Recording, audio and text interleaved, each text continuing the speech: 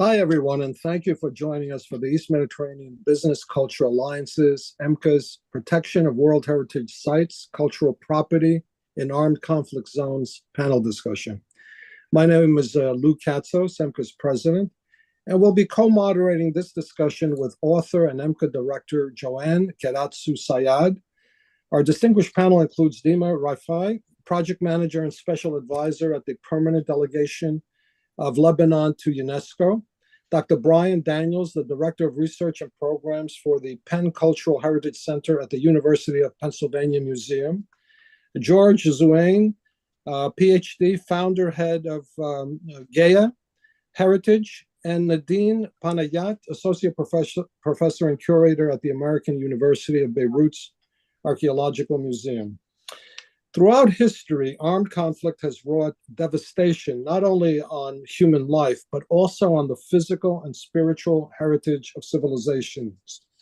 Temples, manuscripts, ancient cities, sacred shrines, museums, and other irreplaceable cultural artifacts have been pillaged, bombed, or deliberately destroyed in war. From the burning of the Library of Alexandria to the destruction of Palmyra by ISIS, these acts are not merely collateral damage. They are often strategic attempts to erase identities, rewrite history, and demoralize populations. In this context, protecting cultural property in zones of armed conflict is not just an ethical imperative, it is a matter of international peace, human dignity, and historical continuity. Cultural heritage embodies the soul of a people. It is the accumulation legacy of human creativity, history, belief, and memory. Sites like the Acropolis in Athens, the pyramids of Egypt, the ancient city of Aleppo, and Timbuktu's manuscripts are not only of national significance to the communities that steward them, but are shared treasures of humanity, part of our collective story.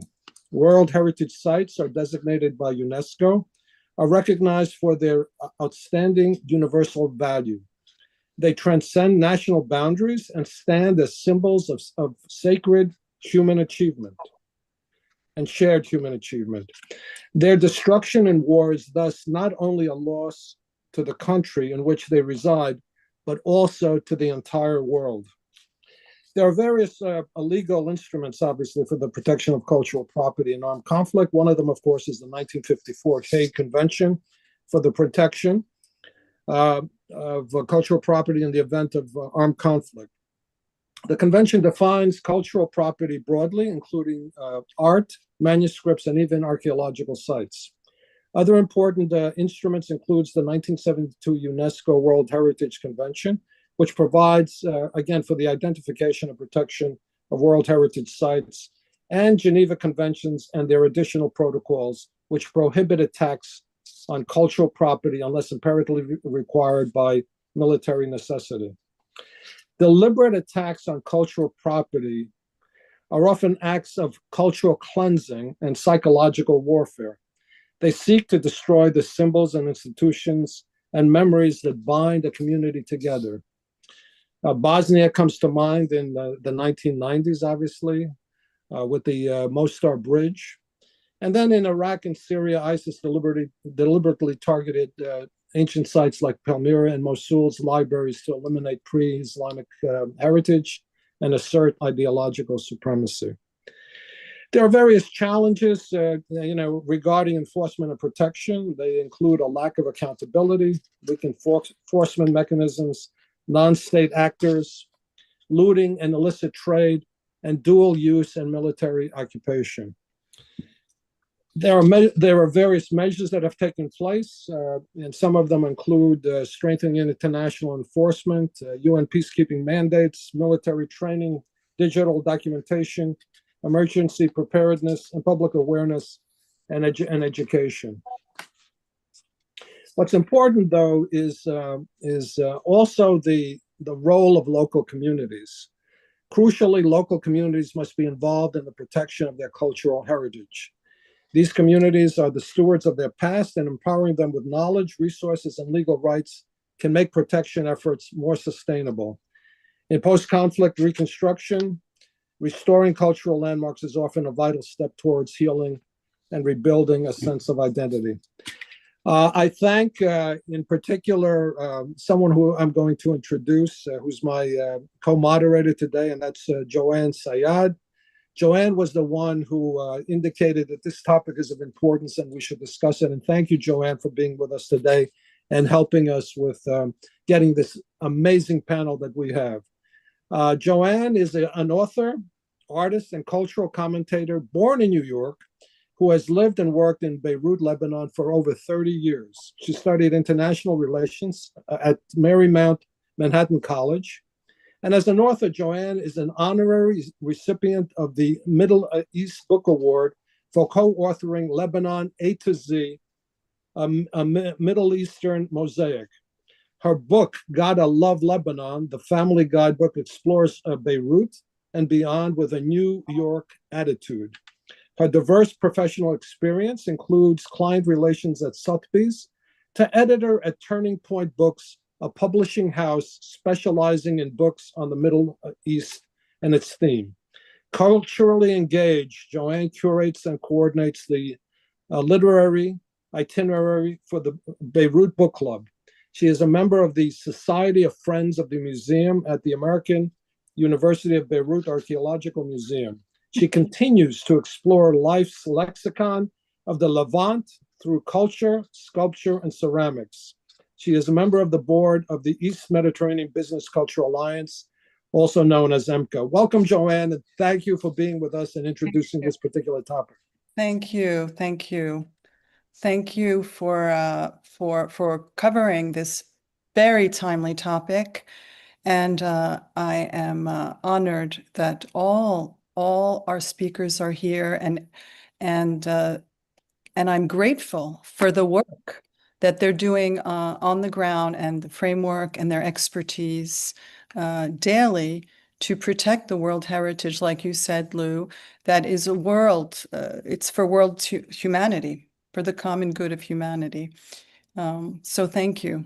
Thank you, everybody. I'm looking forward to learning and hearing all about your specialties.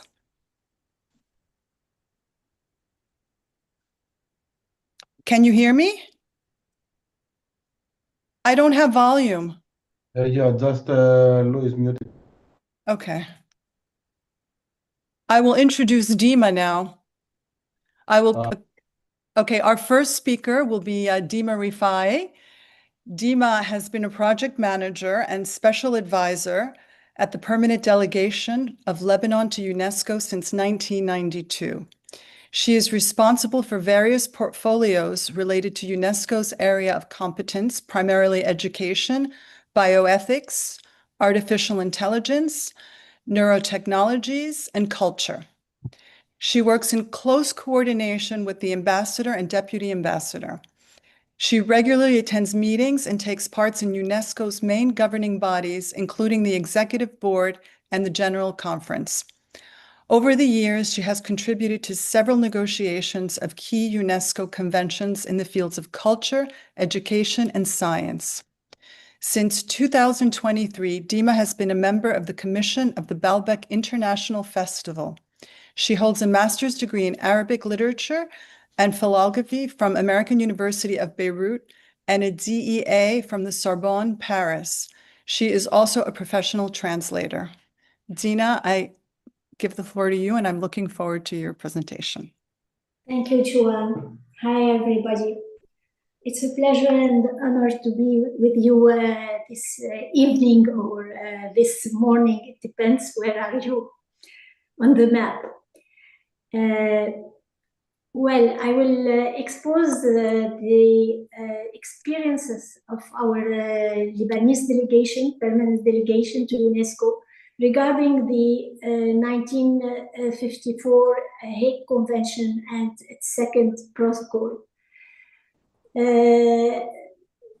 Allow me first to provide some general information you not are needed, as I saw since we are discussing that Lebanon home 6 World Heritage sites registered on the World Heritage list of UNESCO under the 1972 convention.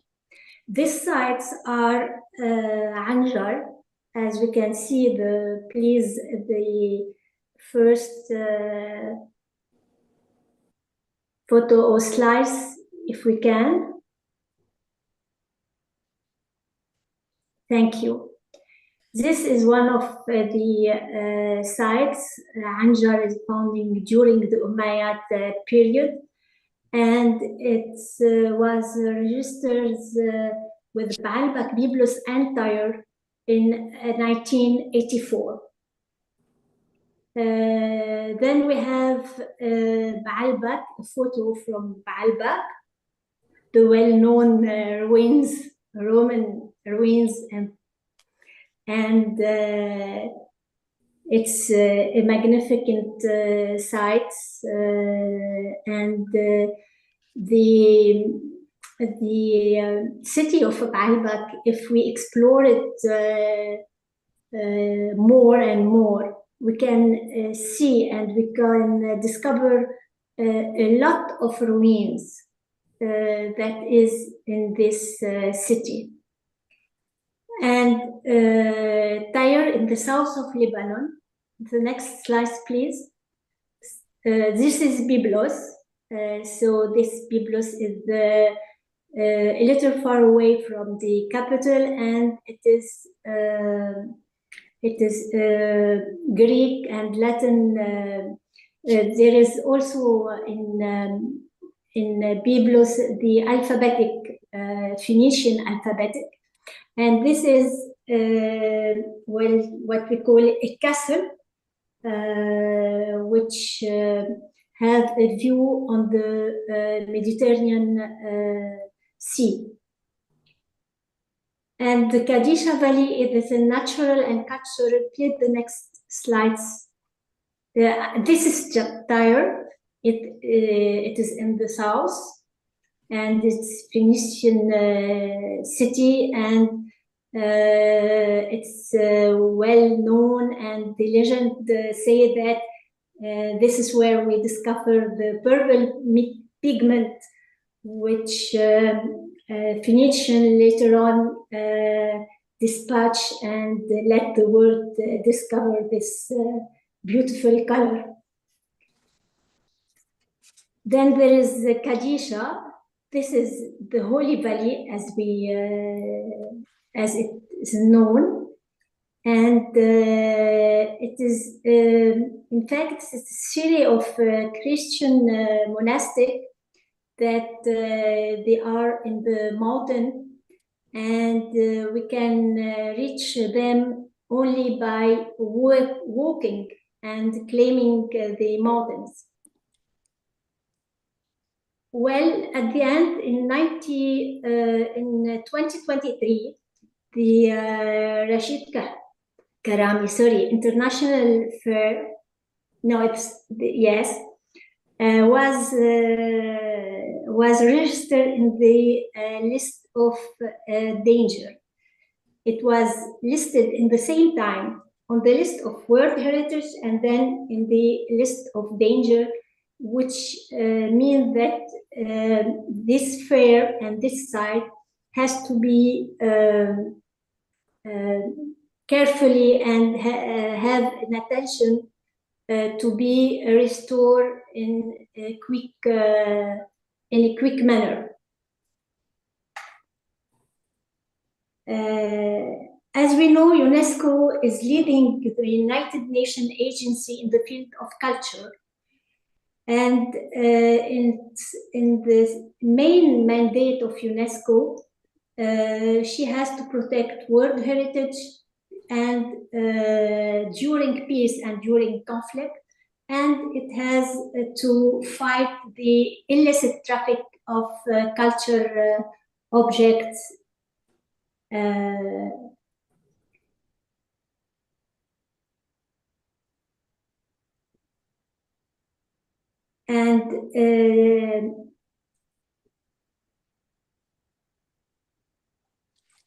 yes, and I'm sorry. In this spirit, and to honor the commitment of the UNESCO and to preserve heritage for future generation, Convention of 1954 and 1999 were adopted by UNESCO.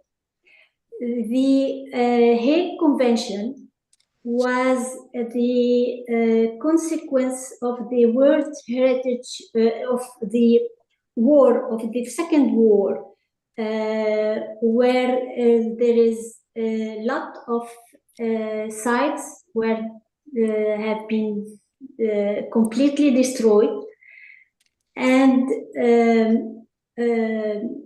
that lead the community to, in fact, to adopt this convention.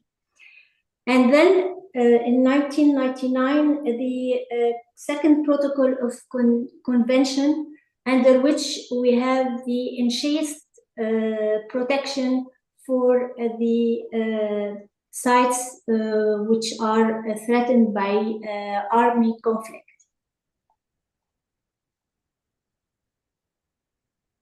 So, since the aggression and the conflict in the region in October 2023, Lebanon has been affected by the hostilities in the region, and he has to take several steps to preserve this sites. So during the 220th session of UNESCO Executive Board in October 2024, the permanent delegation of Lebanon to UNESCO presents a draft decision titled Assessment of the Situation in Lebanon in connection with UNESCO mandate. This cover culture, education, science, culture and information.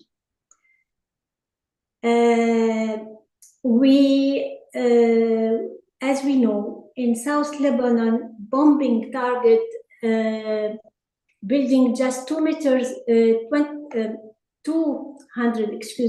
meters from the ruins of Tyre. And it was a significant threat to this site. And on November 6, 2024, Israeli strikes on the city of Balba and destroyed one of the value building, which is known as Manshia, and it is on front of the sites of the ruins. It's completely destroyed, and this building was built 150 years ago, in the period of Ottoman period. And the Palmyra Hotel, who is well known and which is well known, and they have some legendary artists were in it, were also damaged.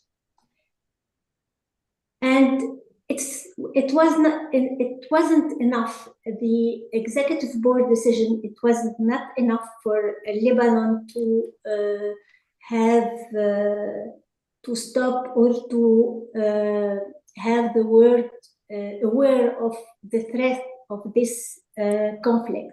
So an extraordinary meeting of the Hague Convention was held at UNESCO in November 2024. And on this meeting, the 34 sites were put under enchased protection, which means, please, we can see the next one, please. Thank you. This the blue shield is the emblem that all these sites are now under this enchased protection, and the whole community has to preserve it from conflict and from damage. The sites are significant not only for Lebanon, but for the whole, as you said, for the whole humanity. They have a value, a historic value, a cultural value, and it is it's not on just for Lebanon, but it's for the world and the future generation. And under this enchased protection, UNESCO collaborate with Lebanon, and there are many steps and measures were taken. Some of them are the identification and registration sites, so to be just known and registered, marking by this by the emblem. So every site now has this emblem on it, on his wall, and there are some protection plans. And then in this protection plans, we give a major awareness of, we make campaigns for local and for the local authority to collaborate and to try to protect this sites, and it's also the aggressive parts. It's with this convention and the second protocol of 1999 is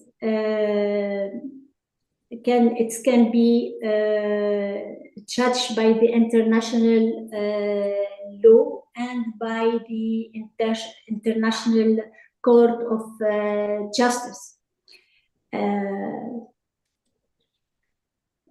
To ensure this protection, we used also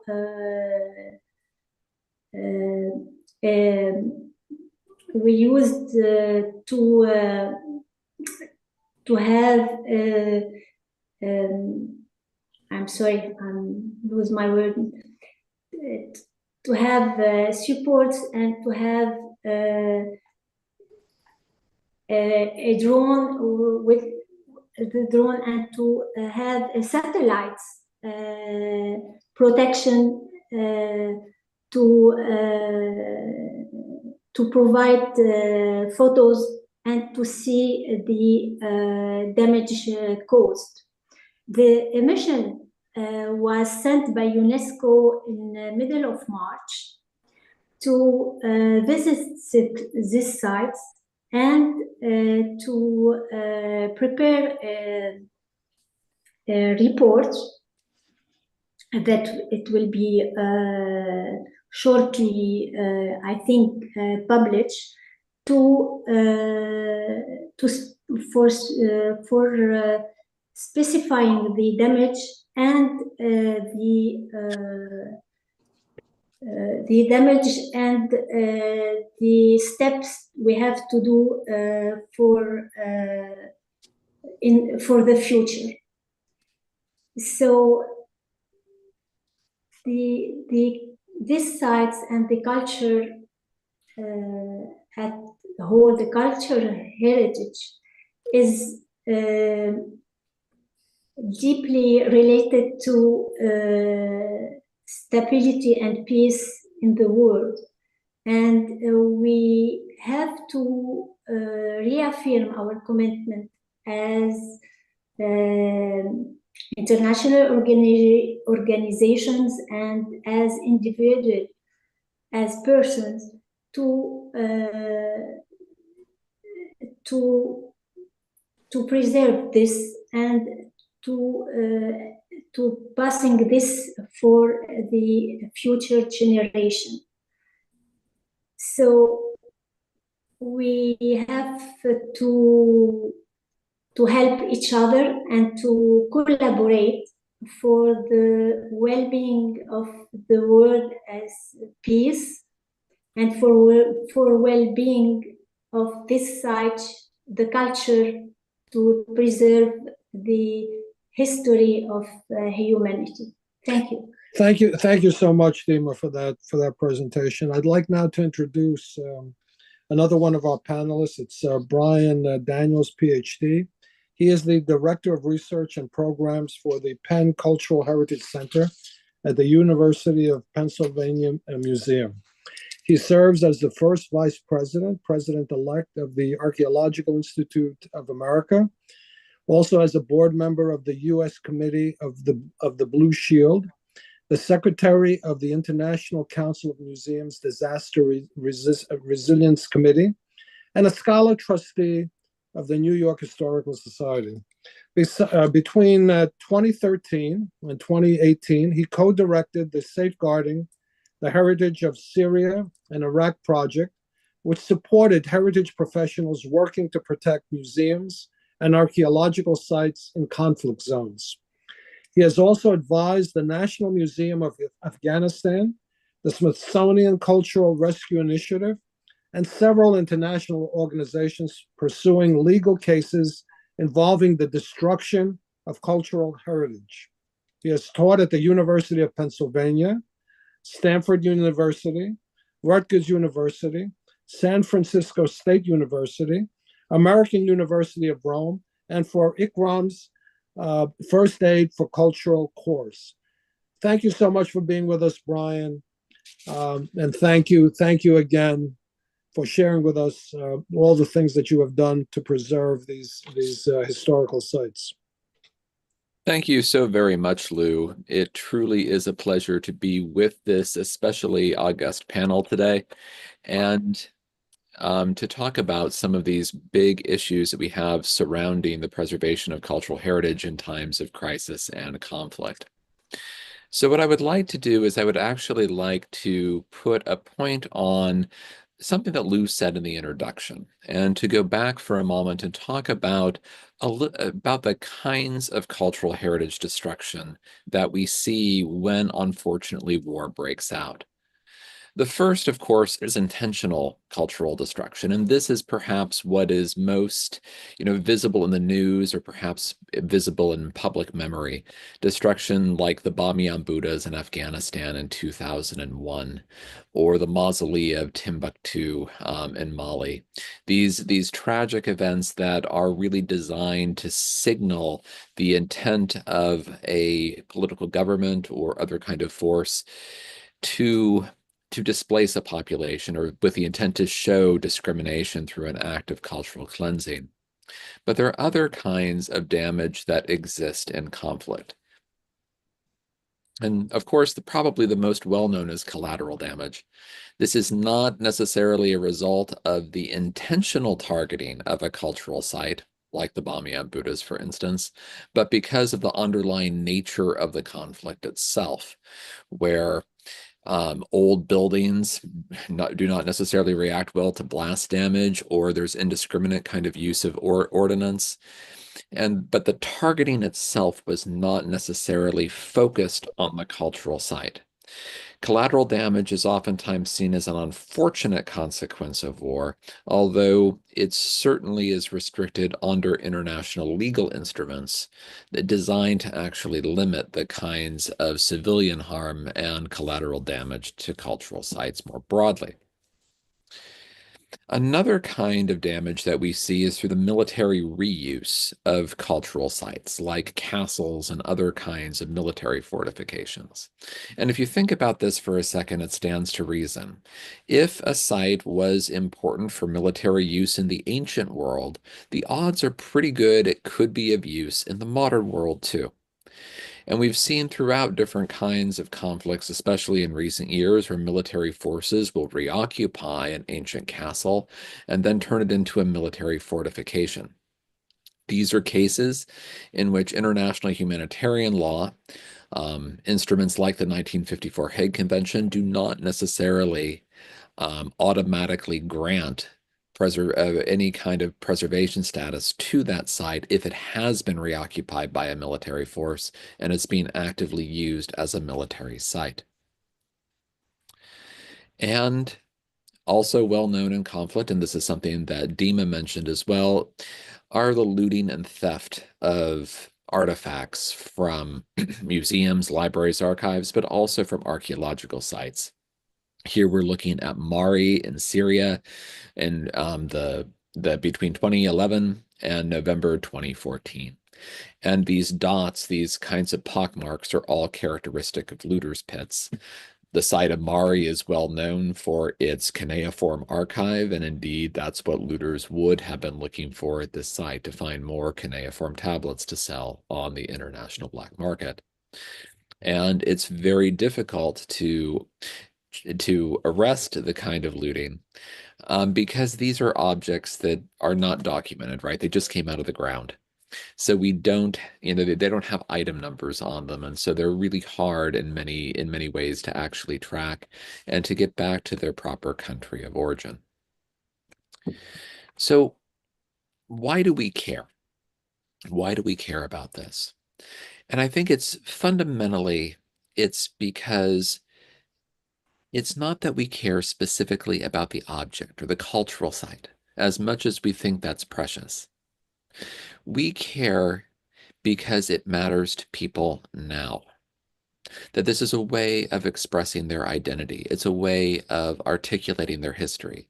It's a way of showing that a people live in the present and they need that kind of past in order to be able to ground them.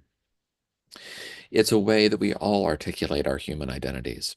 And it's really the justification for why we do what we do, why we care about museums, why we care about libraries and archives, and why we fundamentally work to keep a cultural memory alive.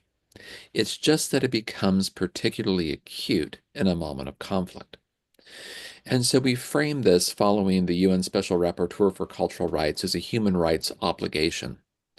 We're thinking about what the obligation of communities are in relationship to their heritage, to objects. And what we're really trying to do is to find ways to preserve that sense of memory, to tether it together when conflict would absolutely rend all society apart. And this is something that I worked on a very pragmatic level to try and figure out how to implement in what Lou mentioned is the Safeguarding the Heritage of Syria and Iraq, the SHOSI project, which ran from 2013 to 2018. And of course, there are very important efforts, really laudable efforts by international organizations like UNESCO that come to bear when we see a moment of crisis. But we also see that very specifically in moments of conflict, there are communities that are very concerned about cultural preservation. But reaching those communities is very difficult. And this was the problem that this particular project set out to try and solve. This was a problem of logistics. It was a problem of material. It was a problem of money. But it encompassed so many different aspects of really how you enable a community to care for their heritage when they elect to stay behind in a conflict and to do that work of preservation. We oftentimes call, in sort of international policy parlance, this group as secondary responders or second responders. Now, this also makes sense if you think about it intuitively. First responders are folks like firefighters, police officers, medical personnel, the individuals who are concerned with preserving human life and property. The secondary responders are the folks who come a little bit later, but they're the folks who really are concerned with the preservation of civilian infrastructure. So we think about civilian infrastructure broadly. It can be things like sewer systems, electricity systems, public schools, but it also involves museums, libraries, and archives. And this is a much smaller group of people, but it is the narrow band that we are really trying to work to develop the strategies to help those second responders be able to implement the kinds of preservation work that becomes fundamentally necessary when we reach the moment of conflict. And the Shosi project showed that there were a variety of different moments that were actually needed. Sometimes it was about training and being able to impart basic kinds of skills around emergency stabilization and conservation. Sometimes it was enacting that kind of stabilization and building the capacity to do that. Other times it was about salvage after a theft had occurred or after there had been damaged. And then working also toward moments of early recovery, when we have that transition from that moment of secondary response to the moment where we see broad international efforts, like in Mosul, for example, with the UNESCO Reviving the Heritage of Mosul campaign, but needing to actually stabilize some things right before that moment of recovery. And so it really is about trying to figure out how we enable local communities who are preserving their heritage to do the work, to do that work of preservation when there's really no one else who's going to be able to do it in that quite local way. The model of the Shosi project is one that's now been shared, very broadly and globally, and it inspired the Heritage Emergency Response Initiative in Ukraine, for example, or HERI, which is now, as that conflict has progressed after the Russia's full-scale invasion of Ukraine in 2022, into several daughter initiatives that are all taking very, very specific tasks of either stabilization or salvage or the movement of objects from museums and other kinds of collections to safety. But it's all grounded in the same fundamental idea that it's a local community who can actually fill those sandbags, like you see on the screen, who can actually do that kind of measured response when it's fundamentally necessary. And time again, whether it's Ukraine or Sudan or Afghanistan or Iraq, that's who we see stepping in to do this work. Much of this initial effort tends to be grounded in documentation of damage, documentation of collections. And I want to say a little bit about why I think that there is this kind of rush to documentation. First, it has to do with this very aggrieved sensibility that we have that human identity is violated here and violated by this act of targeting. And it becomes deeply personal to our sense of human memory. And so there's a need to document that kind of violation and to tack it on to other kinds of crimes that occur in conflict. Of course, the criminal prosecution around this is incredibly difficult. But I would also say that there's another reason why we do this. And that is there's very basic needs often in doing the work of basic collections registration. Being able to do the documentation for that first aid work of recovering cultural heritage that's been damaged, identifying material that's been potentially looted. So we have multiple aspects that all go into this documentation. We may need it for a war crimes prosecution, but we also need it to know what we've lost. And especially we need it if there's been theft involved, so that way we can figure out over time how we actually move that those kinds of objects, from being floating on the international market or spirited away to back home with their communities of origin, so that way they can be appreciated in context once again. We've come to call this kind of documentation forensic heritage documentation, the work of doing that borrowing from all forms of evidence in order to actually understand this phenomena of dispossession. And this was something that we worked out first at the Mosul Cultural Museum, looking at the damage that ISIS had done to that building, to that collection, and trying to understand what happened. And one of the things that we learned in this process is that it's important to approach this as if it's the only time that site will be documented, because there is such a move to clean things up, such a move to create a situation of normalcy once more. But that documentary work may provide that kind of criminal evidence, and it provides that basic evidence for recovering a collection. And it reveals different kinds of stories that may be, that may be showed in a propaganda video. Finally, I will also say that the work of cultural heritage preservation extends to safeguarding cultural workers.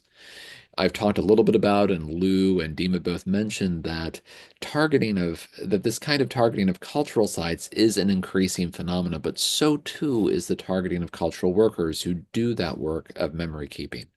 And we need to be concerned about their lives and safety. There have been too many individuals who've received threats to life in recent years or been killed outright simply for the work of protecting cultural heritage. I mean, here we see Khalid al-Assad, who's famous stand at Palmyra, and was killed by ISIS, and Ada Petrovic, a librarian killed in Bosnia and Herzegovina. But safeguarding cultural workers' lives also involves the same kind of work that is involved in scholars at risk, and involves a lot of record keeping and kind of pre-documentation that oftentimes people don't think about in a conflict, because we do need to be thinking about resettlement at times across international borders. This kind of work really came to the fore in Afghanistan, where after the Taliban retook Kabul, there were many threats to life of cultural workers throughout Afghanistan. And thankfully, there was a very brave director at the time at the National Museum of Afghanistan who worked diligently with colleagues across Germany, across the United States, but especially, with our office, to try and work toward the safer settlement of cultural workers when it was clear that they were going to be unable to stay in Afghanistan.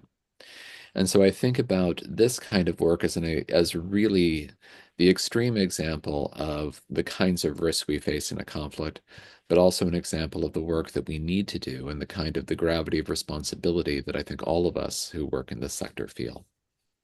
So thank you so much for your time today. I appreciate it very much. Brian, thank you so much for that. And a lot of questions. I have a lot of questions relating to some of the stuff you stated, but we'll hold that off to the end. Joanne, would you like to introduce our next panelist? Thank you, Brian. And we'd like George Zouain is our next panelist, and he is Lebanese and a French national. He holds a PhD in development economics and a postgraduate degree in nonlinear programming and human resources, both from Paris. His key qualifications and experience are in development economics, culture and heritage economics, and regional planning. Before creating GAIA-heritage in February 2002, George served as a director in the sector of culture at UNESCO, Paris, and as a deputy director of the World Heritage Center.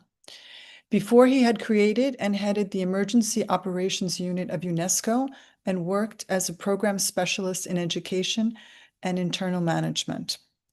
During his presence in the World Heritage Center, he provided advice to other organizations such as the World Bank and regional development funds on their role in culture.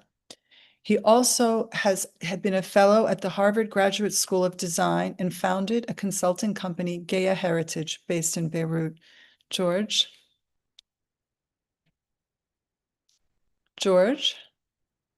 He is a member of ICOMOS and the Association of Cultural Economics.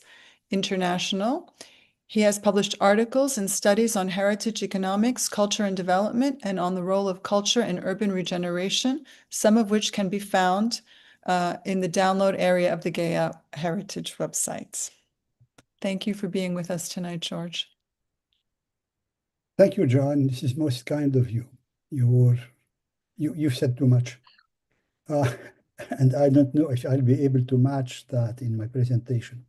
Incidentally, talking about presentation, I and Professor Nadine Panayot have worked together on what we thought would be more of a kind of discussion rather than a presentation. So with your permission, what I would suggest is that we take it in a two persons discussing together, each one of us a part of the presentation you wanted us to prepare. Now, how are we going to do this? I think I should leave the first part of the presentation to Professor Panayot, if she agrees, and then I'll take over for the presentation of some activities and some analysis on why do we succeed sometimes and we fail in many other times. Okay, so I like this. So let me introduce then Nadine so the audience can hear who Nadine is.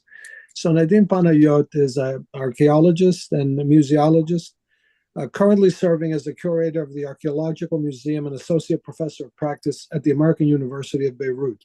A graduate of Paris, Pantheon Sorbonne, she specializes in the heritage of classical Mediterranean and Near East, with over 3 decades of fieldwork experience across Lebanon and Syria.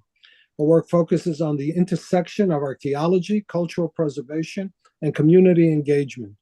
Previously, she led the Archaeology and Museology Department of the University of Balamand, where she established a master's program in museum studies and cultural heritage management and co-founded the Ethnographic Museum. She has curated numerous exhibitions and interdisciplinary events, both locally and internationally, and is known for curating inclusive museum practices. Following the 2020 Beirut port explosion, she led the restoration of AUB's Shattered Glass Collection, a project awarded the 2023 Nigel Williams Conservation Award runner-up. Her publications explore gender and museum narratives, underwater heritage, and sustainability preservation and cultural landscapes. A committed advocate for community-led conservation, she directs the Hima and Fef Reserve and serves on scientific and advisory boards.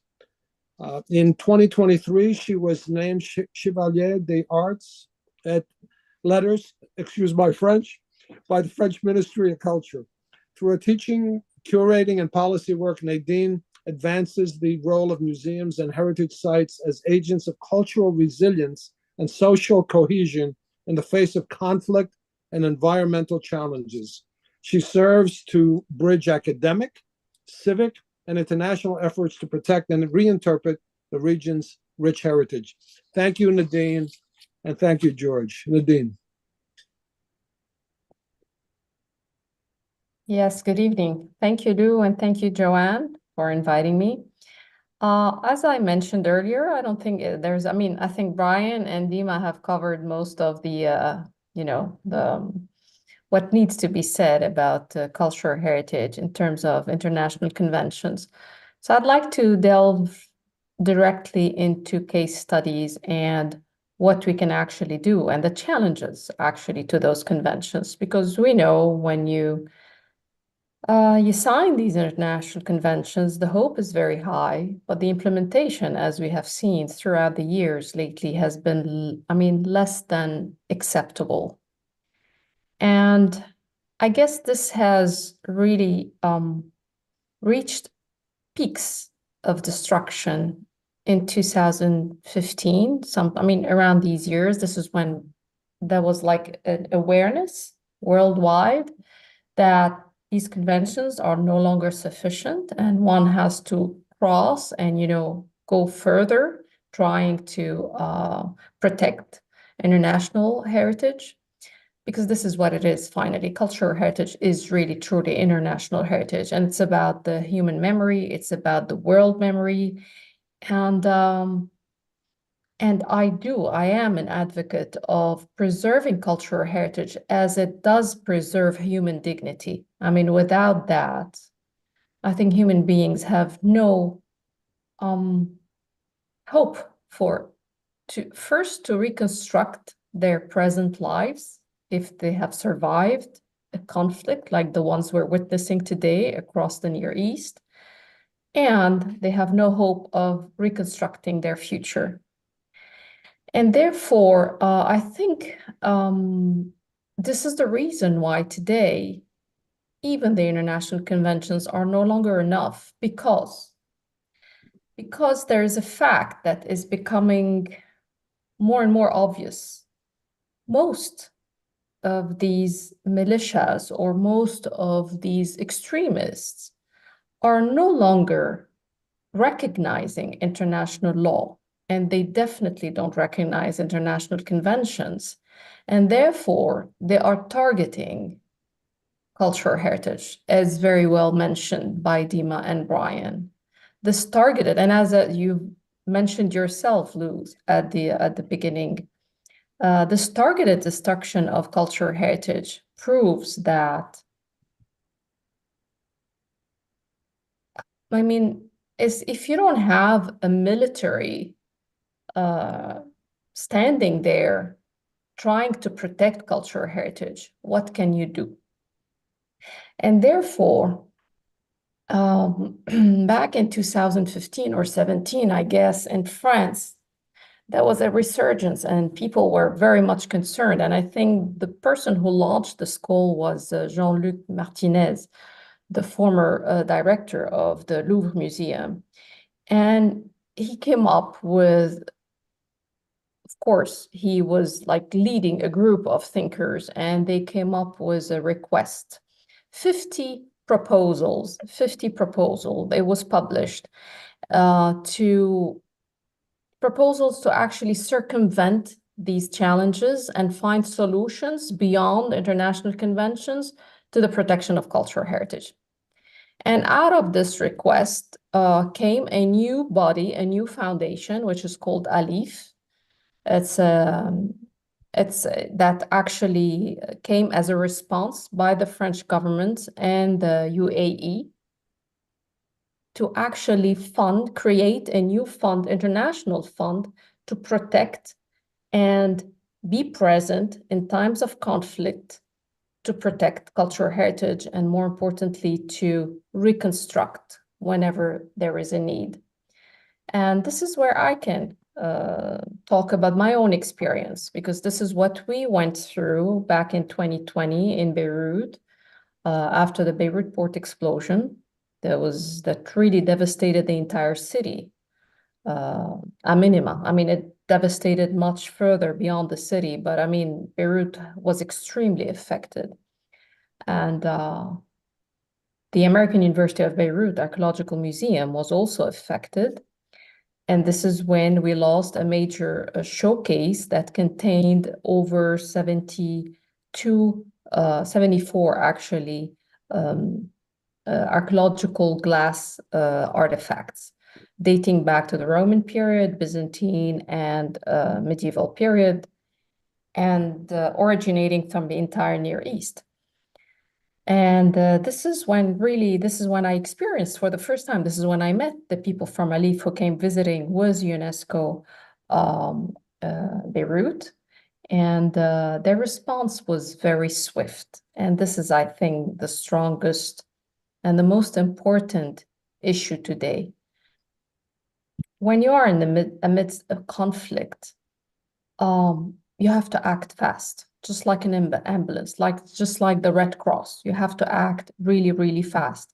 And this is where ALIF is becoming a leader in acting during times of conflict. This is what's happening today in Ukraine.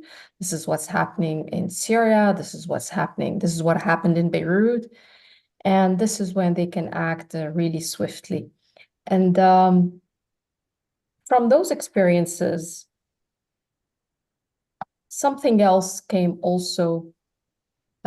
out of this, when you're in the middle of a crisis, you notice that you only, besides foreign help, you can really rely on the community who's most affected by the conflict or by the damage. And this is what happened in Beirut. This is what's currently happening in Palestine. This is what's happening in Syria. It's local communities who are actually taking the lead, of course, supported and helped by international leaders or foundations, but they're the ones taking the lead and trying to reconstruct. So basically, there are challenges, there is preventive measures, but there's also reconstruction. And for that, I think digitizing has become an important tool. Definitely, as Dima mentioned, satellite imagery has become the key, if you want, tool today in observing, documenting, and preparing for reconstruction. And then you have local communities and capacity building of know-hows for the recovery after a disaster. And this is what Brian as well mentioned. And this is what's today taking place in Mosul, for example, and the reconstruction of the Museum of Mosul. And so, yeah, any actors who start, being on the field as it's happening and I'm sorry, I lost so that's it. I wanted to conclude is what Alif has done today in Ukraine, developing and sending funding to start these ambulances for heritage is something extremely impressive, I think, because if they have funded these ambulances that have all the tools to implement preventive and immediate measures for the protection of cultural heritage. And this is where I would like to stop, and I'm open to, the conversation. Thank you, Nadine. George, would you like to continue? Because you said you want to take the second part to this. I certainly shall. Thank you very much. But I'll take another route. Instead of talking about how to do it now, I would like to discuss or to present some ideas about how can we improve our work and the results. I was looking at the Hague Convention and comparing it with the World Heritage Convention. And interestingly enough, the Hague Convention has been signed in 1954. The World Heritage Convention was signed by the Assembly General of UNESCO in November 1972. So the Hague Convention is older. This is a point to consider when we're talking about, but the Hague Convention and UNESCO, etc., etc., etc. It came before, and it came with full strength, trying to do what they could in order to protect more and keep more heritage, built heritage, particularly available for the future generations. Now,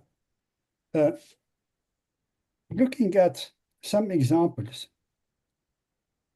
we find, I've been very much interested by the Mostar Bridge, incidentally, and by why UNESCO has accepted to give it a full strength at full speed, the inclusion on the World Heritage List, and all this aid that came from the World Bank and others to rebuild it. It is simply, in my opinion, because this bridge was a bridge between two different communities. It offered the possibility of the people of Mostar to talk together, to bring together ideas, and to simmer about this and that. It was Without this bridge, the two communities, Christian and Muslim, would be separated. And to put this in the World Heritage List, the World Heritage Center had to find a different reading of the bridge, not as only construction, but also construction by a very important architect, Turkish architect. And for aestheticism and other reasons, they managed to be able to put it on the list. Because simply in the World Heritage Convention, there is nothing that is said about action or impact of a monument on the population to better their life. This does not exist. So the World Heritage Convention is very much, except for its criteria number 6, that opens a small, very shy approach to what is immaterial. The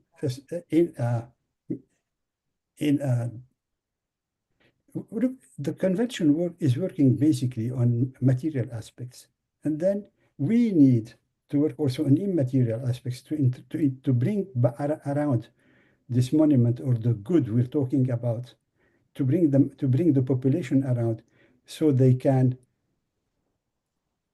reuse or include in their life what happened and what will happen in terms of representativity of monuments and heritage. To do so, I am not very much optimistic, to tell you the truth immediately, because even if we bring together in a stronger way the two conventions, that of The Hague and that of the World Heritage Committee of the World Heritage, how much will we be able to not only protect, but turn this good that you are protecting against destruction, a tool that bring possibilities of understanding who they are and what are they doing and where do they want to go about. And here I'm talking about the population that surrounds a monument.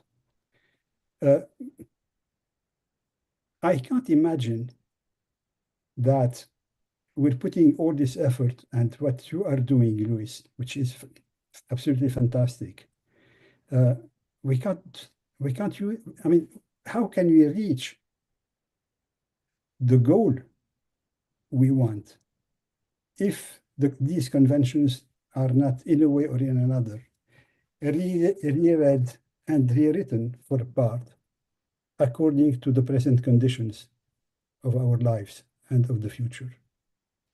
When they were written, it was prepared only for hard materials, stones, fabric, but nothing about why and what good this putting on a list will bring to the surrounding population. Without the population around the site, we won't win. And I don't think we can do much better than what we have seen here. My opinion, to conclude, and I'll come back during the discussions if you wouldn't mind. My opinion is that it would be great if we could now, in these few meetings like the one you have so kindly organized, if we could put to the question in a very hard manner and try to answer the question that would say, why do we want to protect this monument and not that monument? How can we bring from both sides that are fighting and putting at risk our heritage, how can you bring them to accept that these ought to be protected for the good of the both parties that are fighting? If we can answer that, then you will be able to address A and B and bring A and B to protect together instead of saying, okay, this is World Heritage or this is Blue Shield. And I don't think that the World Heritage Center and the Convention of The Hague have no guns. They don't carry anything that can stop the destruction. How can we do it? How can we go for that? These are hard questions I've been thinking about during these few days before the meeting. And quite honestly, the only thing I can see, I can figure out now, as an added tool, is that we will be able to protect better a heritage that has a return, economic, intellectual, historical, to the population around it, than if we were taken archaeological part that is not well understood by the people, or that does not have the wow effect. The wow effect by its alone will no longer be enough. We're entering all over the world in very difficult days. And you will have more and more difficulty finding the money to send a mission here or there to say, this is how it should be, but without any possibility of making sure that it will be the way we want it to be. We need more. I'll come back later on something else. Thank you. George, thank you so much for that. And you and others who have spoken have talked about the challenges, obviously, in enforcing and protection. You know, some of the things that I picked up is lack of accountability, weak enforcement mechanisms, non-state actors, which becomes a difficult thing. When you talk about two nations fighting, it's one thing, but non-state actors, it's a whole different ballgame. Looting and illicit trade that Brian was talking about, and then dual use and military occupation. So what I heard, and correct me if I'm wrong, and we'll open up the discussion right now, is that there has to be a multifaceted approach. One thing, George, that you had mentioned is obviously strengthening international enforcement, because right now, what international enforcement do you have? And then we haven't talked about the UN, but there are also UN peacekeeping mandates, I imagine, with regards to these type of things. And in many cases, it requires military training, because the training of the military in this particular case is not just killing people; it's basically protecting heritage. Then what was mentioned also by many people has to do with the digital documentation. In particular, Nadine was talking about that as being very important, as well as Dima, mentioned. And Nadine talked about emergency preparedness. I mean, something happens, people have to immediately go there and do something. And then the important thing that you talked about, George, it has to do with public awareness and education. And I think that's one of the biggest things, by the way, because if the public, and when we're talking about public, we're talking about international public, I think, where it becomes a real serious international discussion about preserving heritage. And then there's sanctions and controls. So these are complex things that we have to discuss. So I open up the discussion to anyone on any of these particular things. But one thing that I did, and again, this is not my area, but one thing that I thought was very interesting when I was doing some research myself had to do with Mali in 2012 in Timbuktu, where Islamist rebels destroyed Sufi mausoleums and ancient manuscripts, claiming they were, adultery, and in the landmark case, the International Criminal Court, the ICC, convicted Ahmad I'm not pronouncing this correct, al-Mahdi, for war crimes related to cultural destruction and setting a legal precedent. So these are the type of things that I think we have to have. There are challenges, but then again, there has to be some type of enforcement mechanism that really people are punished for destructing things of what we're talking about today. So I open up the discussion in terms of challenges and then and multifaceted approaches to necessary to preserve and protect cultural property. Anyone, please join in. Nadine, I have a question for you regarding the emergency services for the glass collection. How can you explain a little bit about ELF and what they did in this particular case and how you were able to repair and restore that collection? Okay, so the explosion happened on August 4. On September 1st, with the support of the Institut National du Patrimoine in Paris that I had contacted during the 3 weeks, I mean, between August 4 and September, they were able, with the support of Alif, to send an expert in glass conservation, and she arrived actually on September 4. So like a month later, she was present, and she led, if you want, at least what we call the recovery campaign, sifting through these thousands of glass shards, because the shards were mixed with, the windows, the showcase, and the shelves. Everything was made out of glass, including, the objects themselves. And so we went, for a full year, sifting through thousands and thousands of glass shards, and trying to separate and recollect all the pieces that belong together. And after that, again, Alif sent the expert a year later to reconstruct, literally, to put together those glass recipients. And after that, we went on an international effort, because I was contacted as well by the British Museum, who offered to take eight glass recipients that were completely destroyed and do the reconstruction themselves. And then we were contacted as well by an American scholar who worked at the Corning Museum, Professor Stephen Koob, who offered his help and came over to Beirut and also contributed to restoring 6 pieces. So it was more like a collaborative effort, international collaborative effort, that actually saw eventually the reconstruction of 26 pieces out of 72. And so, yeah, for me, it was important to keep, for every piece, I was in conversation with the restorers, to keep what I call the scars of every piece, every vase.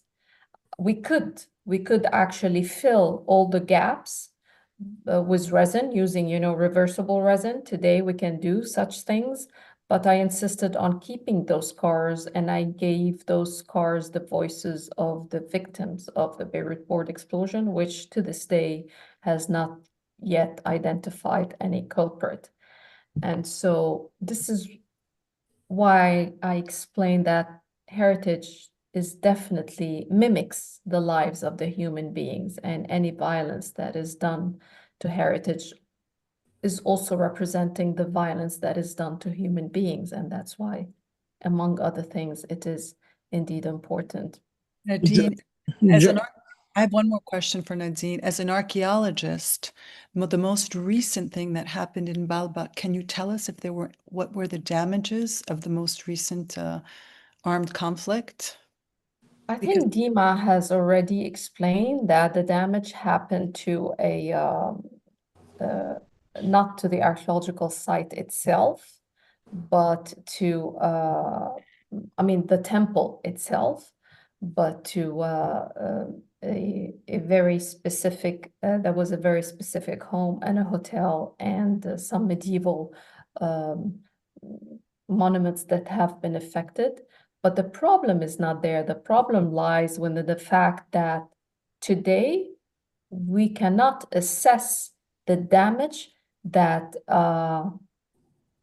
is to the foundation of the temple. This is the problem. We don't have today the capacity or the tools to assess the damage that might show later on over the years, over the months, we don't know of the foundations because I mean, this is very important indeed, Joanne.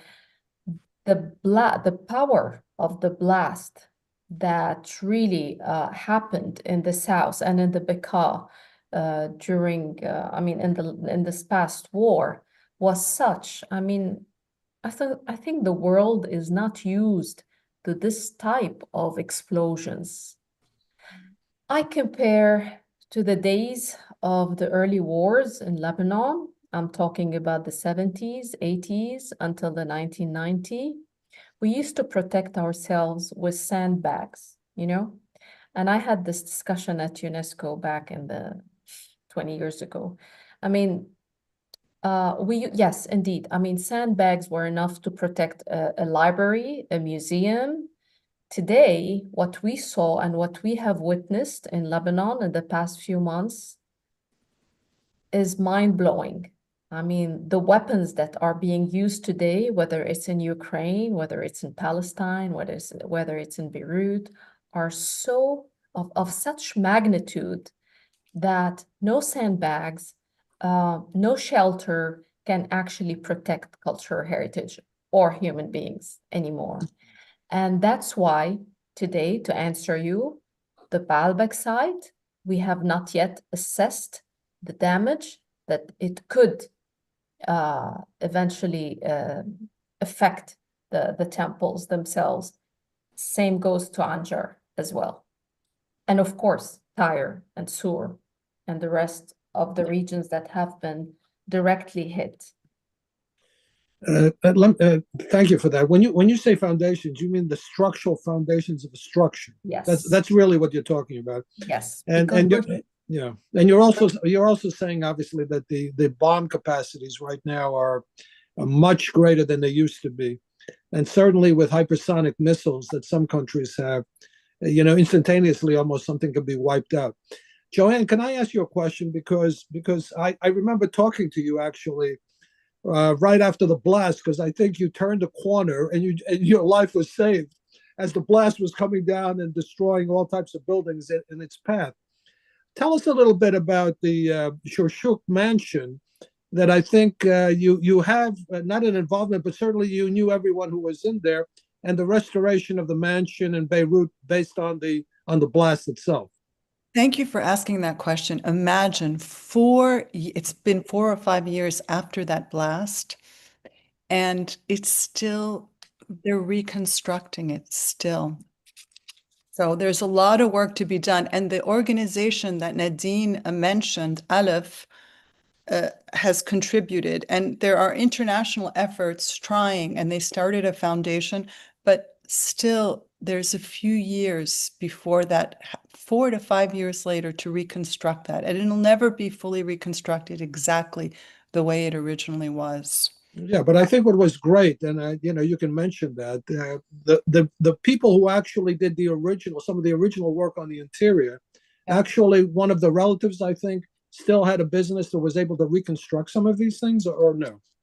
Oh, you're talking about the Tadase, how they did with the ceilings and everything. Yes, they brought in the experts and the artisans, yes, that originally did the ceilings and the doors, and they're working on those, and they're bringing experts from around the world, and they're still working on it.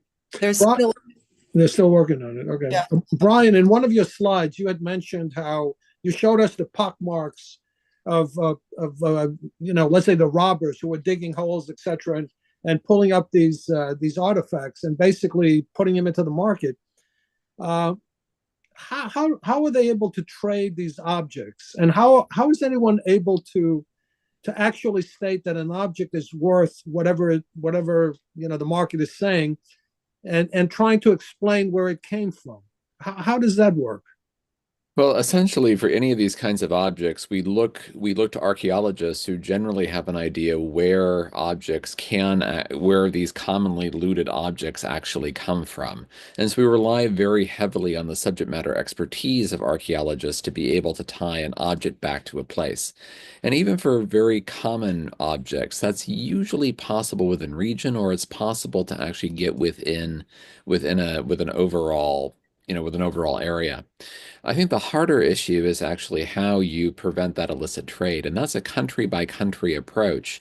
And every country enforces the 1970 convention, which actually is how we deal with illicit trafficking, to create an international framework for restricting the trade in international trafficking. It doesn't ban it, but it creates a framework for restricting the trade.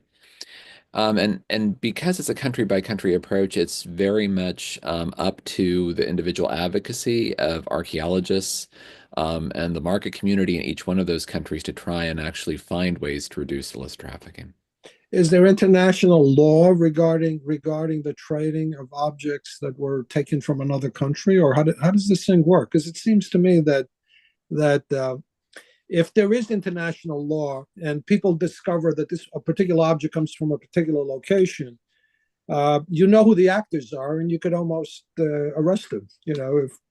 If there's any laws associated with that, I'm not sure, but. Yeah, so the international law, really does come from the 1970 UNESCO Convention, but the 1970 Convention framework devolves that enforcement down to each different state party, which implements the convention in very, very different ways. I see. George, question for Brian. Brian, the Palmyra archaeology site, have they been able to restore it? Is it open? What is the status now with what's happening in Syria and the new government and all that? What's happening with the Palmyra? So at Palmyra right now, it's undergoing a site assessment of what actually happened, with an eye toward eventual reconstruction. But I think that that's going to be a long way off. There's still some destabilization around Palmyra, but there are other areas of Syria in which things are looking up and quite positive. Thank you. What is happening in Ukraine? Can somebody respond to that? Because they have targeted museums, churches, historical sites.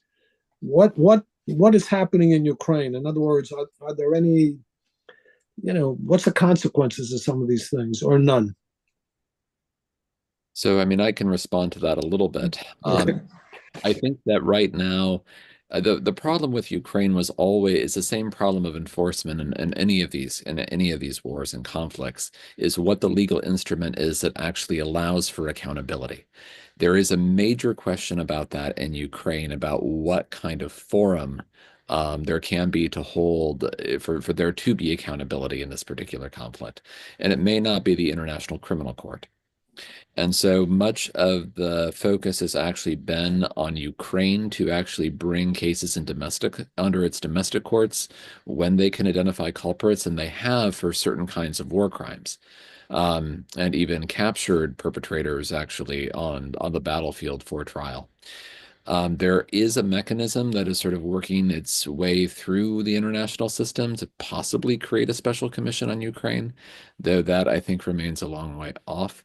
I will also add that there's a great deal, it's not just the targeting, there's a great deal of theft of museum collections in Ukraine. And perhaps also this has not gotten quite as much international attention, but the targeting of libraries in Ukraine has been very severe. Libraries in terms of particular books or manuscripts, or what are we talking about? Ukrainian language books. Just plain books, or plain books, the effort to wipe out Ukrainian literature. I see. So in other words, to wipe out basically a culture, in its history, actually, is what you're saying. Right. I see. It's the same thing, I guess, when certain communities, I guess, in the Middle East are targeting other communities to wipe out their particular culture, I would imagine. I have a question about manuscripts for Nadine, because she was at Balamand University. And in Balamand University, they now have a restoration center for manuscripts.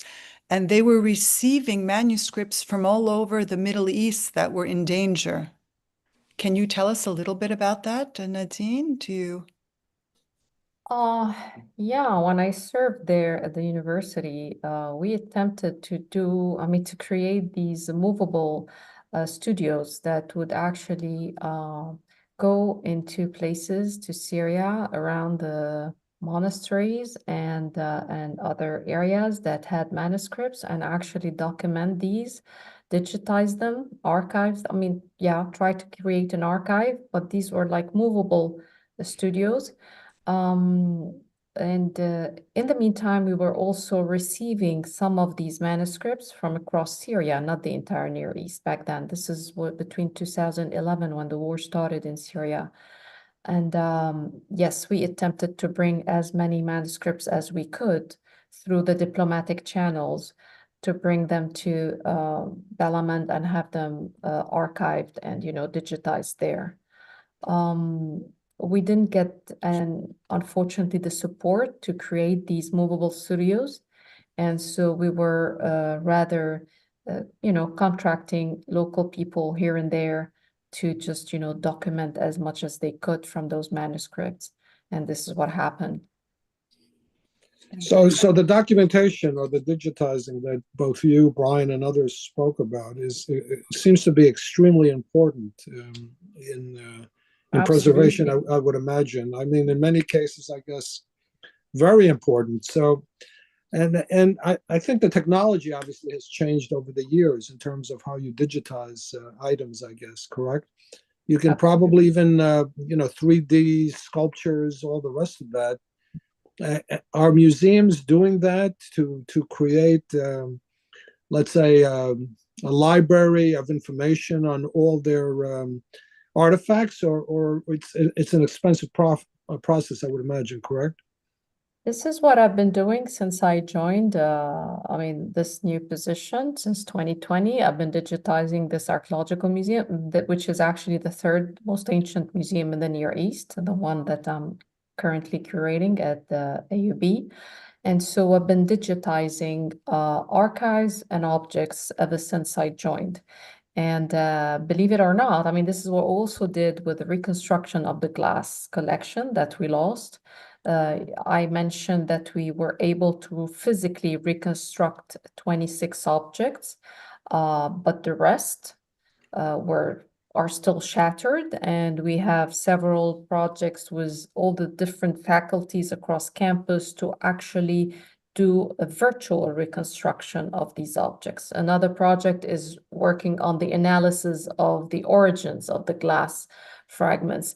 So we're using, science to document these, but also to help us as archaeologists to trace back their origins, but more importantly, as you mentioned, to reconstruct them.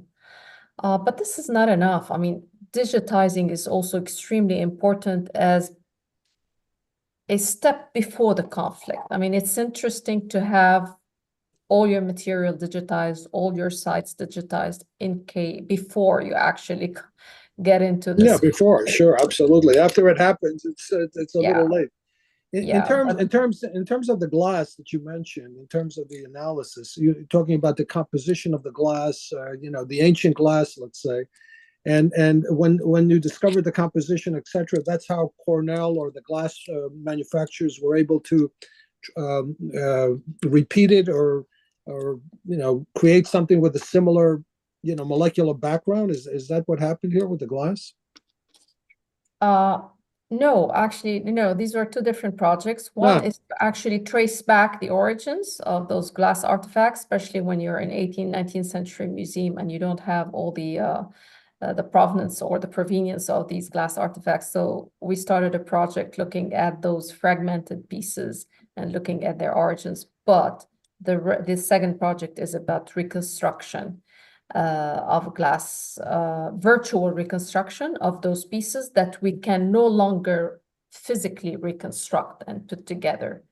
And this is a bit more complex of an issue, considering the fact that glass artifacts are actually transparent and translucid, and this makes digital documentation much more complicated than if it were a jar or something solid that is not actually transparent. Any questions by any of the panelists, any other panelists, or any questions by anyone?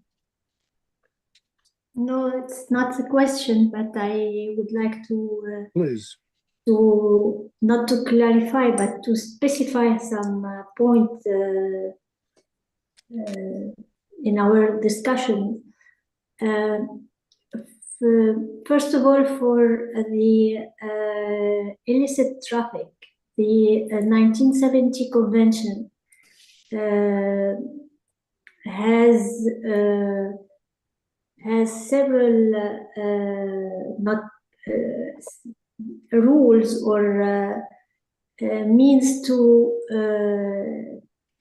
prevent this traffic. And of course, the collaboration of the states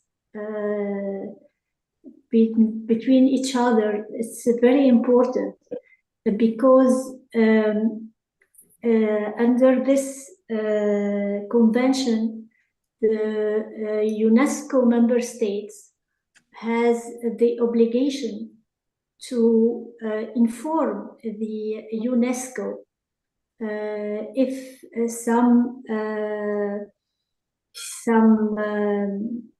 objects of art, of archaeology was stolen, and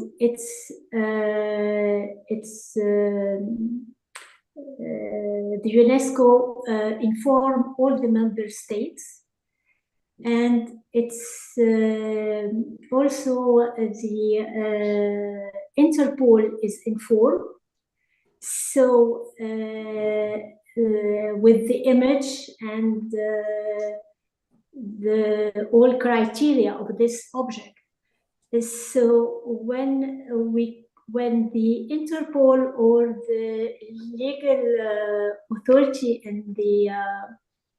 in some state in the frontier kept the thief and this object, it takes some time to return it to the states where it belongs. But we have some example in the past. Some of the objects in the museum of National Museum of Beirut was stolen in the what we call civil war in 1970, and I will want to just remember some of us that the director of the museum at that moment, Lemir Maurice Shahab, to protect all of these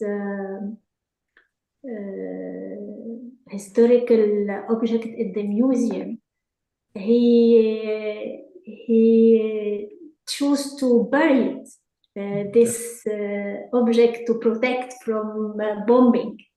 But the stolen was a piece of money. It's very small, and it was interfered, I think, in Germany and returned to Lebanon.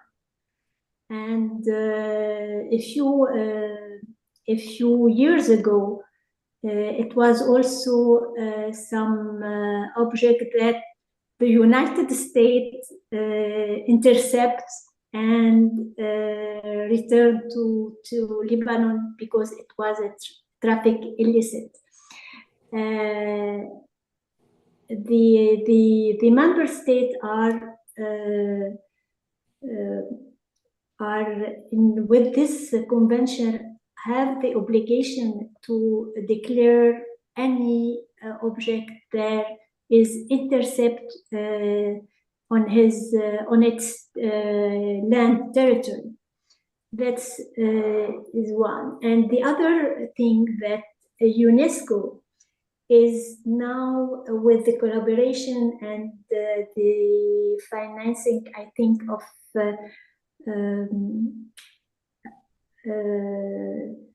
Saudi Arabia and other countries, are founding what we call the virtual museum, especially for those objects which are stolen. And it will be, I think, it will be It will be launched at the beginning of 2026, the museum. What I got out of the conversation though was that the enforcement is actually weak. There are weak enforcement mechanisms, and to George's point, George said, "Listen, these agreements are sort of like I'm not going to say prehistoric, but they're sort of prehistoric, and there's a time for people to renew these agreements and make them a little bit more severe." More severe for the actors. Am I wrong, George? That you were basically suggesting that that we revisit some of these agreements and actually modernize them and bring them up to speed with what's taking place right now in the world. If I may, I'm not looking so. I don't think we ought to look a lot on what is written in these conventions.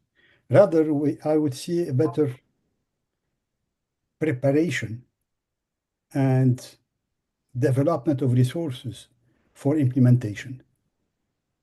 But is this international, George? Are you looking at this as an international scenario, or how are you looking at this? I think that the local is very important. Well, the local is certainly important, but what about internationally? In other words, yeah, go ahead. Yeah, I see what you mean. Yes, conventions belonging to organizations of the United Nations system could be improved. This is certain. I mean, when you go through the nomination or the decision to nominate or to include a site on the World Heritage list, while everybody knows that the basic reason is that they represent a period of history that was very important in terms of cooperation between communities, friendship, etc., etc., etc. And they don't have the wording for that. It has not been thought of during the period of creation of the convention. I mean, this should be revised. Yes, there should be a revision of the text of the conventions, of the conditions of protection, because of the situation. I mean, the word today is different from the word that was available, in which we were working when they decided to have these conventions written. Don't forget that in the early 20th century, we were still talking about monuments. Yeah. Can I ask everybody a question? You know, is some of the reasons why we have weak enforcement mechanisms is because a lot of countries have actually art in their museums that were taken from other nations, okay, where they colonized other nations, etc. We have the case of, for example, parts of the Acropolis, parts of the Parthenon, etc., which are in London. There's this back and forth, obviously, about whether they were legitimately taken, etc., etc., etc. Is part of the reason why we have these weak mechanisms, because of all these art objects that have basically been confiscated by other nations and they have them in their museums. I hadn't even asked this question, but I was thinking of that when I was listening to you, George. Anybody to react to that, or we let it go? I think certainly the answer to that question is yes. I mean, countries with, very rich art collections have been among the most reticent to actually create the strong enforcement mechanisms for illicit trafficking. And it's in every case, whether it's the United Kingdom or the United States or France, it's oftentimes involved, very, very, strong advocacy by the archaeological community, oftentimes in opposition to the collecting community, to try and actually urge a halt to illicit trafficking. Yeah. But it's getting better, right, Brian? I mean, is it getting better or not? Not really. I mean, I would say it's getting better, but again, I would say that this is a country-to-country basis. I mean, I know that there's new regulations about to go in place for the European Union. It's definitely getting better in the United States, but I'm not quite so sure about the United Kingdom, for example. Yeah, but there were some objects, I think, that were given back, to African nations, okay, that were in museums in Europe, I think. I'm not sure which nation. Was it Germany? I can't remember. Yes. It was Germany. Okay, I'd like to basically wrap this session up, which is fascinating. So if we can, just give us your thoughts, your final thoughts. I'll start with you, Joanne, and give us your take on some of the things you heard today. Oh, the work that everyone is doing and the research and the academic scholarship, it is precious to help. It's to help preserve, and I'm so happy that everybody we're together, and there are organizations that are there and people talking about it and people working towards conserving and saving the World Heritage. Thank you. Dima, some final thoughts? Dima? You're muted. Yeah. You're muted, Dima. Some final thoughts for the evening? In your case. In my case, it's still the afternoon. The international cooperation Yeah. really helps. From what we all heard, what they're doing in the States, what's happening in Beirut, everywhere, the international cooperation is very important. Yes, the international cooperation is very important. And in fact, if we need to have initiate or reinforce this convention, it's first of all to apply and to apply it and to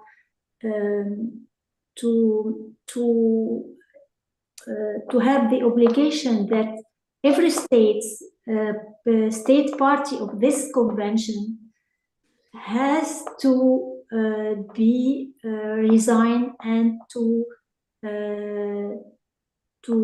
have to stick on this convention and the measure. If, as we saw now, some states or some community do it and the other no, of course we will not have gained the cause, as we said in French. On ne gagne pas la cause, on n'a pas le gain de cause. And all the cultural convention of the UNESCO and others are related in such a manner that they are as a building, and we put one stone before up and the other one and the other one. And if the will of the community does not really want to act, we will not we cannot preserve this heritage. And in fact, when we talk about local community and the sites, they are related.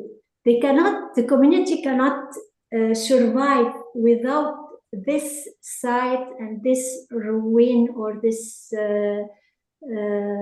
whatever monuments outside it's their location.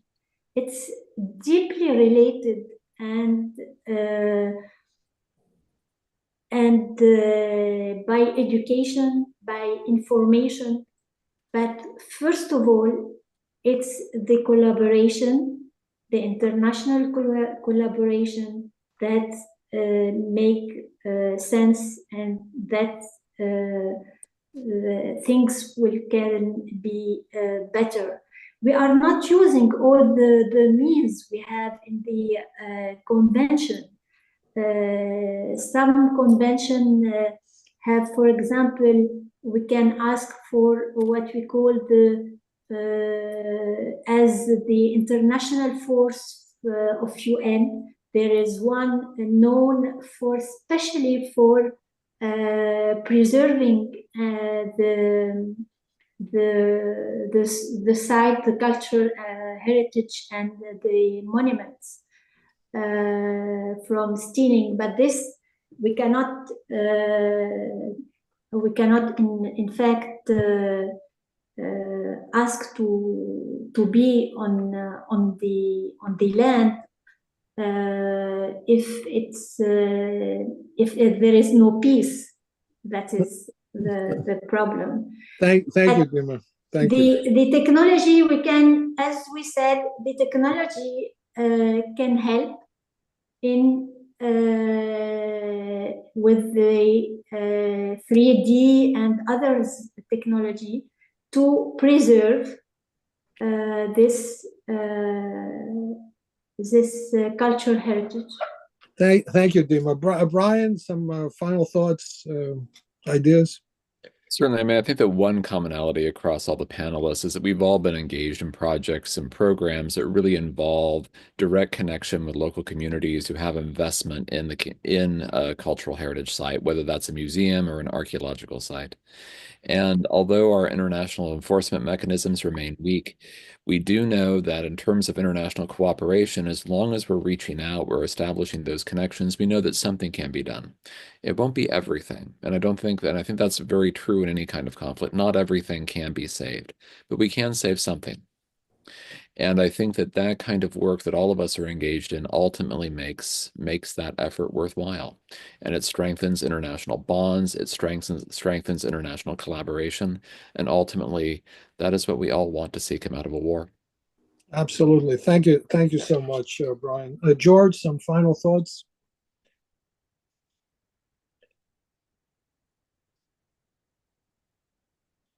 George? You're muted. Yeah, you're muted, yeah. Sorry about that. Would I have the time to do something in this field or to try to adjust certain things? I would go directly to the texts of the conventions. I'd start by that. Bringing in together progressively, more and more, the locals, those who live around the sites, the ones who are expecting that these sites to bring them something, rather than just being told, this is forbidden, don't go there, don't go here. I mean, I think we have to revise our vision. I think so, and I think many people don't even know what's probably in those original agreements. I don't think people are talking about the language. I mean, the common people don't know what's in the language, I don't think, and you're correct. I think information is absolutely important. I think everybody was basically saying that it's important for the communities to be involved in all this and to have an education process. And I'm so glad to have you guys here. It's fantastic. Let us not stick only on texts. I think that the text should be then implemented. Yes, in other words, not just being there as a museum. Otherwise, it'll wipe us out immediately. Thank you so much for that, George. Nadine, some final thoughts? Well, yeah, I guess that's what everybody else was saying, is actually turning those heritage sites into live sites. And this is what it is. When you say that a heritage takes a form of life, it means that this is when the local population claims ownership over that site and gives it this life and preserves it by the same token. And I guess what UNESCO has been using recently is very interesting, because maybe they're not revising the full text, but they're definitely adding in the implementation tools the involvement of the local population, and definitely involving also when they're designing a management plan of a World Heritage site, it's definitely with the help and the support of the local population. And this is what turns a site or helps it takes life. Nadine, thank you so much, and thank you to all the panelists. I think this was a great panel.